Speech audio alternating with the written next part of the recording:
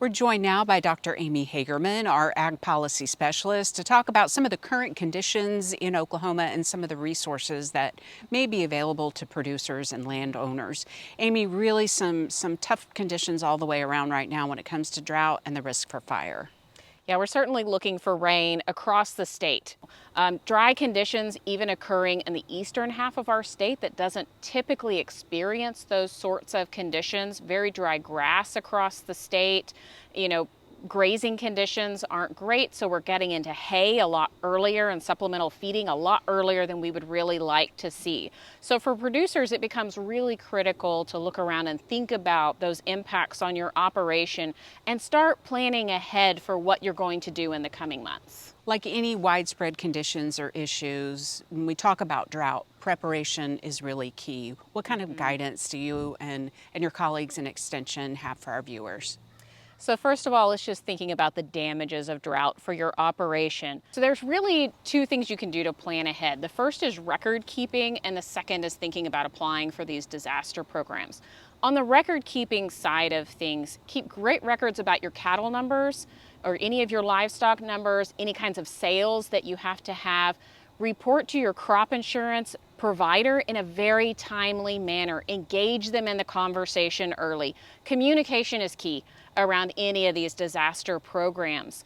Then in terms of the program side of things, thinking about what are the biggest damages that I'm expecting to see on my operation, and are there any programs that can help counter some of those effects? Also think proactively about conservation and the damages of drought on your land. Talk to your extension educator, talk to your NRCS agent, find out what programs are currently available, bearing in mind that not all of them may be available right now, and what kind of application process it is that you need to go through. But again, that record keeping and those programs really go hand in hand, so be really proactive about that. When we think about the drought conditions, and as we've seen, wildfires can pop up. Obviously, we've experienced them in years past. What kind of message do you have at this time for landowners and producers?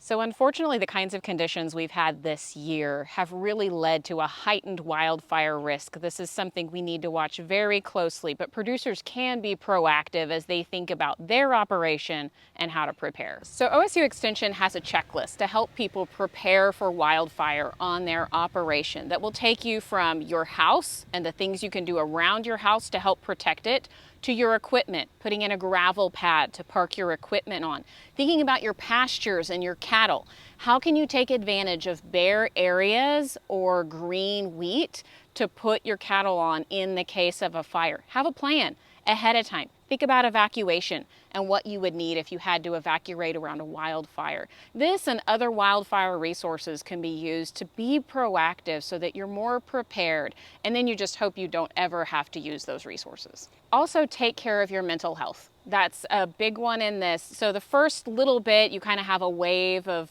grief and anguish around experiencing a disaster. But the bigger thing is a couple of weeks later, when all the activities have been done, when you've made it all the way through all the checklists, and you're really living with the aftermath, and you have time for those emotions to really hit. Reach out to someone, talk to someone, identify who you trust to have that conversation with, but definitely seek out resources as you deal with the stress after an event like this, whether it's drought or wildfire or flood or tornado or whatever it is. So for those who have already experienced a fire, we go back to documentation. First, make sure the area is safe to go back into. Safety is always paramount in these situations. Then make sure your documentation before the fire is backed up somewhere remotely so you can get on to your insurance, you can talk to your provider ahead of time. So just be careful going back onto the operation, document, and then in a really timely manner, talk to your Farm Service Agency office, your insurance provider, and get that paperwork in the works. It can take a while, especially if multiple people are affected by the fire. So OSU Extension actually has a lot of resources associated with preparedness, recovery, also kind of that response part in the middle, how to safely navigate, checking out the damage on your operation. So go to our website and you will find a wealth of resources available to prepare yourself better and then also to recover. All right, Amy, great information. Thanks a lot, and we'll see you again soon. And for a link to the resources that Dr. Hagerman mentioned, go to sunup.okstate.edu.